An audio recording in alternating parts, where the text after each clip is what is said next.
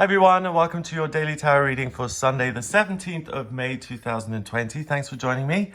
I'm using the Deviant Moon Tarot for this reading. Let's have a look at what these cards want you to be aware of. So this reading is for all signs of the zodiac. It's for everyone who watches.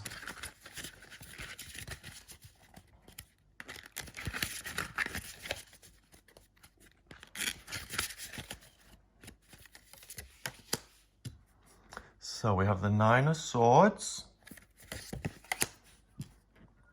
the 17th card of the Major Arcana, the Star,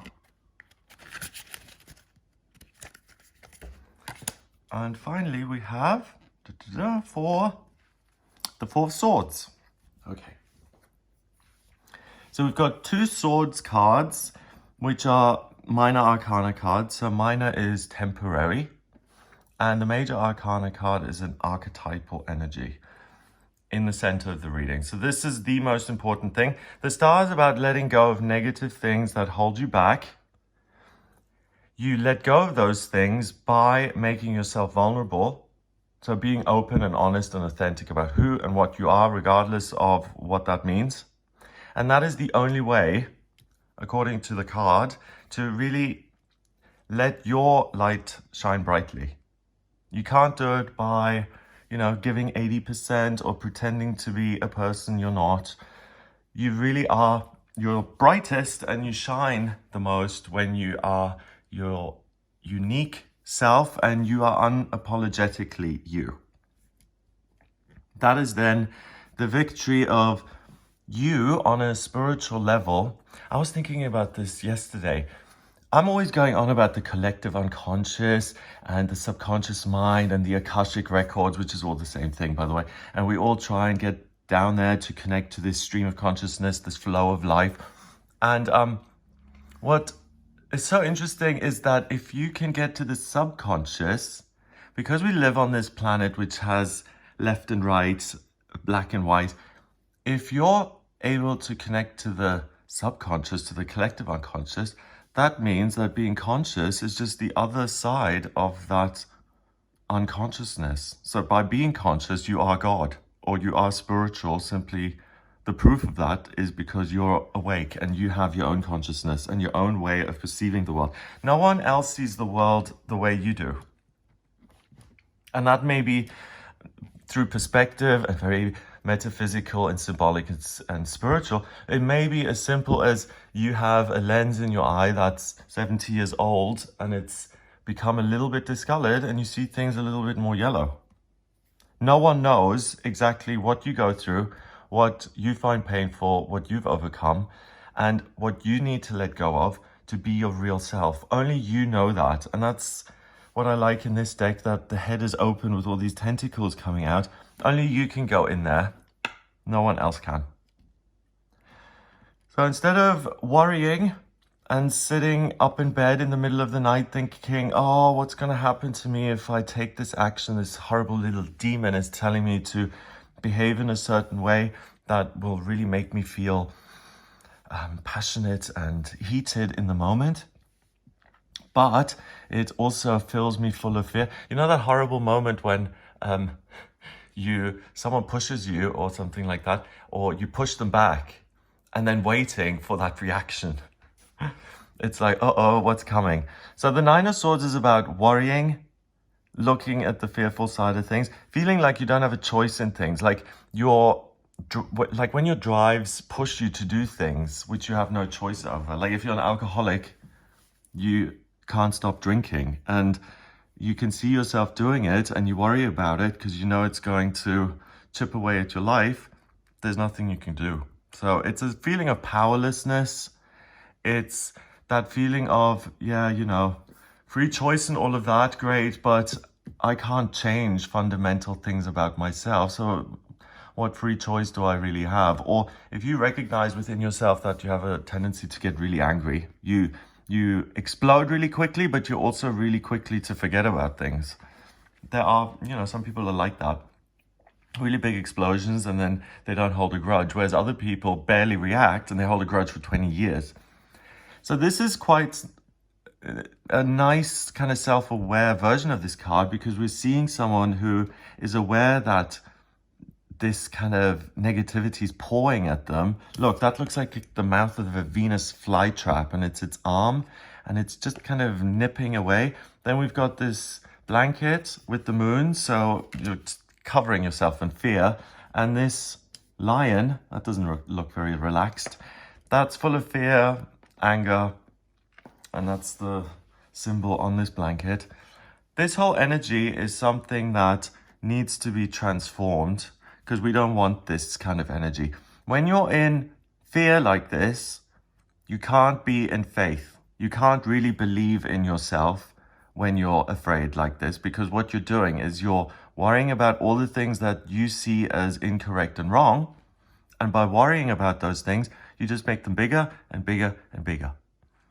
So worrying is an activity in itself. So instead of looking that way and taking the dubious luxury of worrying for yourself, instead look at exactly what it is you're doing and why and how you feel about it, and really be honest and open and say, okay, I tend to behave really badly when I'm put on the spot. I am demonstrating that right now, for example, but do it, be yourself. If it's something that doesn't make you look 100%, most people try to look good, right? Most people try and steer the narrative so that they come out smelling like roses. That's just human nature. And it's not natural to put your flaws out there, because people usually use those against you, or they jump on them and misconstrue them and create a whole narrative that has nothing to do with you. So we tend to hold back a little bit. But if we're really wanting to solve answers, if we really want to move ahead in life and figure out certain cycles, then you have to kind of go into the eye of the storm sometimes. And I like those tentacles in the head, because it's just, that's what it's like sometimes in your own mind. In the 12 steps, they say, don't go there. It's a bad neighborhood. Don't go there alone. Finally, we've got the Four of Swords, and that's about preparation and thinking. And here we've got this cool little figure with these lights here, underground, buried, and just waiting for his or her day in the sun again. So we've got the swords. That is the element of air, thinking, communication. One sword is pointing up, saying, come on, let's go. And 3 swords are pointing down, saying, no, you can't, stay put. You're too afraid to do anything, so stay underground. Quite literally the opposite of a star. So this meteor star rock thing is underground, no one can see it, and it still believes in itself, so there are roses and it has this little bit of light. But the reality is that it's meant to be out there and admired, and it can only do that when it stops worrying, it stops trying to prepare or control everything else, and all it does is it lets go of the fears and the emotions that seem to control it being you and me. So whatever worries you today, whatever really, that feeling when you're lying in bed and you think about something you have to do the next day, and your whole body just gets hot with fear and you start sweating and you have to throw the blankets off. I don't know about you, but sometimes those things feel like little devils that kind of torture you at night. So rather than trying to bury your head in the sand and ignore those things, face them, let them go as they come. So have a day where you're really kind of conscious of the things that you're doing, and if it is negative, or if you are in your own way, if you're holding yourself back, you'll be able to see it, and you can say, okay, I have enough faith to take this step forward despite myself saying, oh no, I'm not prepared yet, or I'm not good enough, I can't do this, I have to worry more, or I have to train another 3 years before I can even think of taking a tarot card and reading the tarot by myself. These thoughts, the 9 and the 4 together, 9 is about really just this cycle over and over and over and over of worrying and never letting it go. And 4 is being stuck and being buried by your worries. And the exact opposite can only be achieved by going into the emotional side of things. You can't think your way out of this. The feelings, or just go with your gut. That's the most simple way to describe it. Go with your gut, do what you feel is right. If it puts you in vulnerable situations, don't deny, lie, get yourself out of it. Say, this is fine, this is where I have ended up, this is something that I'm doing, and I have to take responsibility for that, and it's not the end of the world. I also have things that I am working on, or that I care about, or that I need to kind of irrigate in my own kind of mind today. It's much better to wear your heart on your sleeve and to put yourself out there and to just do it than to worry about it. Because by worrying, you just ensure a negative outcome, and you're taking control back because you're worried and you're in the fear and you think you can control things by worrying. Or you have faith and you connect with your higher self and you say, okay, this is a day I've been given. I'm going to try and align myself as much as I can with that unconscious part of me that is God, that is some sort of higher will. I'm going to try and listen to that, whether it's my inner voice or whether it's the voice of some disembodied higher presence.